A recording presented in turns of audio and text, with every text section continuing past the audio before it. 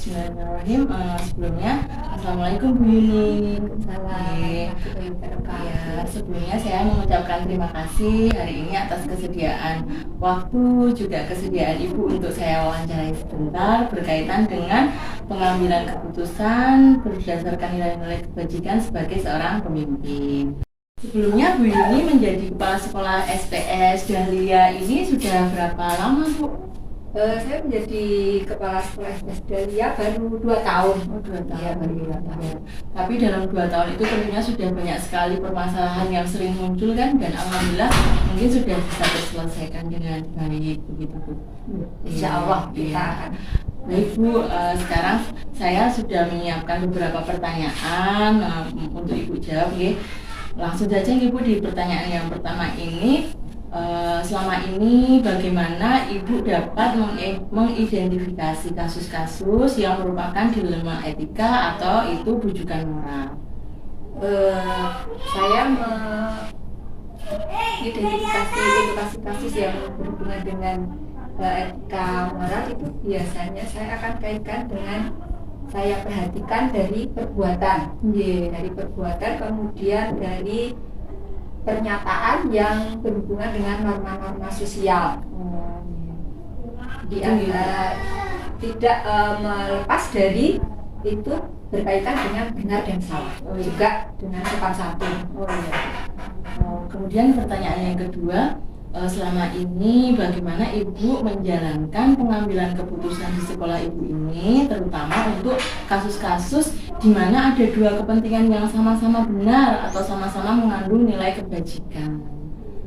Saya akan mengambil keputusan untuk hal tersebut dengan menetapkan skala prioritas sebelum saya mengambil sebuah keputusan dari masalah tersebut. Oh iya Bu, berarti dengan menetapkan skala prioritas. Ya, jadi saya prioritaskan. Oh iya, berarti ada langkah-langkah atau prosedur apa yang biasa Ibu gunakan selama ini? Prosedurnya, langkah-langkah yang saya ambil biasanya saya melakukan klarifikasi tentang kebenaran dari kasus tersebut. Ya, kemudian saya akan berdiskusi untuk sebuah penyelesaian tentang kasus tersebut yang baik dan tentunya yang bertanggung jawab dan tidak memihak kepada salah satunya. Oh iya, Ibu. Kemudian pertanyaan yang keempat, hal-hal apa saja yang selama ini Ibu anggap efektif dalam pengambilan keputusan pada kasus-kasus dilema etika? Hal-hal yang saya anggap efektif untuk hal-hal tersebut, saya akan melakukan diskusi itu secara individu atau dan kelompok dalam waktu yang tepat. Jadi kita harus lihat skor. Oh iya, tidak situasi dan kondisi Ibu. Kemudian pertanyaan selanjutnya, apakah Ibu memiliki sebuah jadwal tertentu dalam penyelesaian kasus tersebut? Terus kemudian apakah Ibu juga langsung menyelesaikannya di tempat itu atau memiliki sebuah jadwal dalam bentuk prosedur yang sudah dijalankan seperti apa itu? Menurut pengalaman saya selama ini saya tidak menyelesaikan kasus pada di tempat itu, tapi saya akan mengambil waktu yang tepat dan melakukan klarifikasi baik itu secara individu ataupun kelompok. Kemudian saya akan mengajak diskusi tentang kasus tersebut untuk bisa menemukan sebuah jalan keluar. Bagus sekali nih langkah-langkah yang Ibu jalankan, sepertinya sudah tertata, terprosedur, sudah baik sekali Ibu.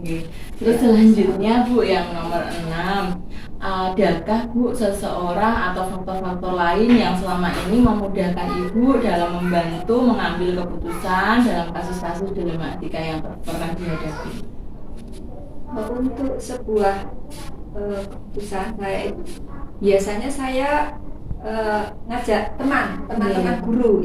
Selama ini teman-teman guru membantu saya dalam membuat skala prioritas sebelum saya mengambil sebuah keputusan dari masalah tersebut.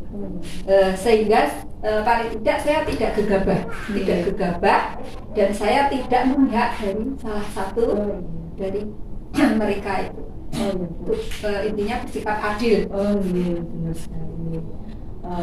Ini kita sampai di pertanyaan yang paling akhir. Dari semua hal yang telah Ibu sampaikan tadi, pembelajaran apa kira-kira yang dapat Ibu petik dari pengalaman selama ini dalam mengambil keputusan yang ada kasus dilema etikanya, Bu?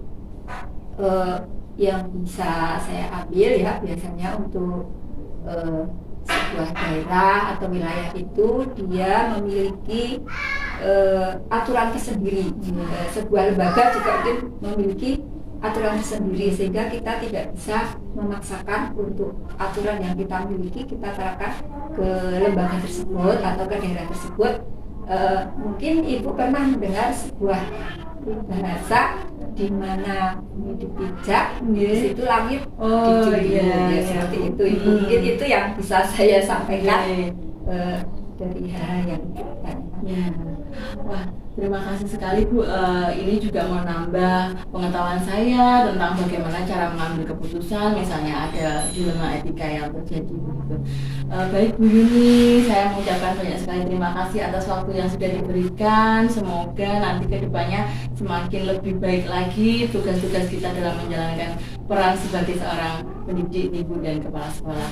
Matur nuwun, saya permisi dulu. Assalamualaikum. Waalaikumsalam. Sama-sama Ibu, mudah-mudahan ini juga menjadi sebuah pengalaman dari saya, sebuah pembelajaran sehingga saya bisa menjadi istilahnya kepala yang bisa menjadi panutan. Iya, amin. Matur nuwun.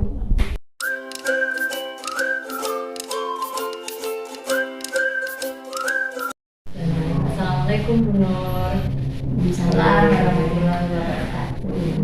Apa kabar Bu hari ini? Alhamdulillah sehat. Ya, alhamdulillah. Sebelumnya saya mengucapkan terima kasih kepada Bu Nur atas kesediaan waktunya hari ini untuk saya wawancarai tentang pengambilan keputusan yang berbasis nilai-nilai kebajikan sebagai seorang kepala sekolah. Kalau begitu saya mulai dari pertanyaan yang pertama nih Bu. Selama ini dalam Bu Nur mengidentifikasi kasus-kasus yang merupakan dilema etika atau rujukan moral itu yang seperti apa Bu? Ya, perbuatan etika yang baik itulah yang kita utamakan untuk sekolah sebagai acuan kita memberikan pendidik kepada pertimbangan yang membawa manfaat kepada orang lain. Selanjutnya untuk yang pertanyaan kedua, selama ini bagaimana Bu Nur menjalankan pengambilan keputusan di sekolah ini, terutama untuk kasus-kasus yang dimana ada dua kepentingan yang sama-sama benar? Saya selalu berkonsultasi dengan teman yang ada, misalnya karena ada sesuatu hal yang sangat mendesak itu kayak yang kami utamakan dan itu kita musyawarah bagaimana baiknya dan kita sepakat untuk mengambil yang terbaik. Terus yang ketiga Bu, langkah-langkah yang digunakan seperti apa yang dilakukan selama ini? Langkah-langkah yang digunakan yaitu dengan kita secara individu dan kelompok itu mengambil keputusan sehingga dengan berdiskusi apakah itu baik untuk kelompok ini atau untuk individu yang diutamakan, semuanya harus bermusyawarah dengan mufakat sama-sama untuk memperbaiki keputusan itu. Tidak ada yang sifatnya individual. Untuk pertanyaan keempat ya Bu, hal apa saja yang selama ini Bu Nur sudah anggap efektif dalam mengambil keputusan pada kasus-kasus yang pernah terjadi? Misalnya untuk mengambil keputusan yang pernah kita lakukan yaitu ya kita sepakat untuk mengambil keputusan yang terbaik dan yang efektif tepat waktu ataupun kita dengan rela untuk memilih yang terbaik. untuk yang pertanyaan kelima, apakah Gubernur memiliki sebuah jadwal tertentu atau prosedur seperti yang sudah dijalankan selama ini? Ya, untuk evaluasi ataupun sesuatu yang harus kita sepakati di dalam memutuskan keputusan, memberikan pertimbangan itu memang setiap 1 bulan sekali kita melaksanakan evaluasi ataupun rapat sekolah yang harus ada saya sampaikan kepada guru yang perlu diketahui dan nanti disebarluaskan untuk kepada wali murid ataupun kepada warga sekolah. Baik, untuk pertanyaan yang ke-6 Niki, adakah faktor-faktor yang selama ini mempermudah Gubernur dalam membantu mengambil keputusan dalam kasus-kasus yang pernah dihadapi? Oke, saya faktor yang membantu saya dalam mengambil keputusan yaitu karena saya sebagai kepala sekolah sudah lama juga menjalin kerjasama dengan wali murid, terutama karena wali murid itu ujung tombak keberhasilan TK sebuah sekolah, dan itu sangat penting untuk selalu untuk berkomunikasi dan juga dengan pemangku kepentingan seperti dewan kepala ataupun pengurus yayasan.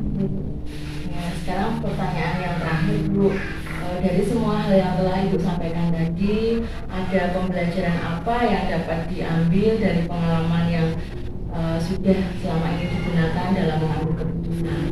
Ya, di dalam mengambil keputusan, karena ini sifatnya insidental, seperti kadang-kadang tidak disangka kita harus ada sesuatu hal yang harus selesaikan, itu memang harus kita sepakati untuk selalu bermusyawarah dan mengambil kesepakatan yang baik dan bisa diterima oleh semua pihak.